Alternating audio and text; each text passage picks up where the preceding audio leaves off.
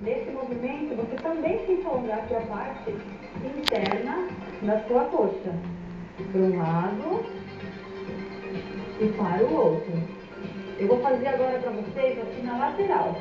Você vai fazer o seguinte, pernas ainda afastadas, a mão toca a pontinha do pé oposto. Então, mão direita no pé esquerdo e o braço aqui para cima. Mantenha essa posição. Você vai sentir alongar parte posterior e interna da sua coxa. Segura. Você pode jogar o sofadinho um pouquinho aqui para o lado do pé, para intensificar esse alongamento. Para o outro lado, você pode inclinar então o seu quadril para o lado do pé. É porque eu tô gravando. Segura. Monta aqui no centro, flexiona e estende. Flexiona e estende o joelho. Vamos lá. Flexiona, estende.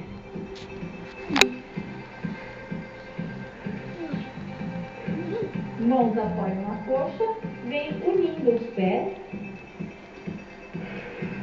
Deixa o corpo lá na frente.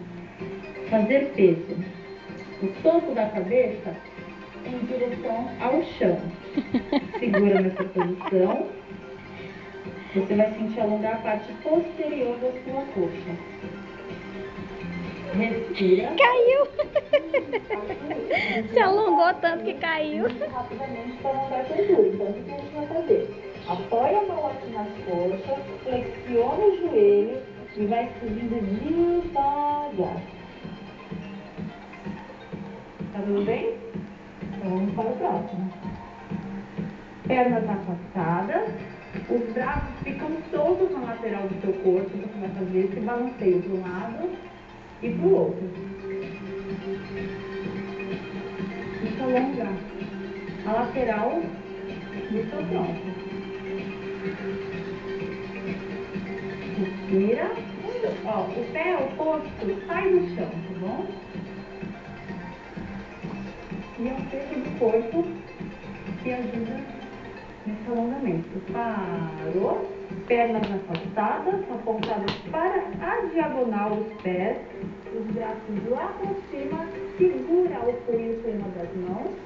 E puxa o seu corpo para a lateral. Então, a mão que está segurando o punho, ela puxa. Olha para frente. Você vai sentir alongar a lateral do seu corpo. Segura. Respira. Para o outro lado. Não deixa o corpo descer. Tenta deixar o mais alinhado possível. Você vai sentir alongar a linha lateral. Soltou. Sem molecagem, Matheus. É direito. Esse movimento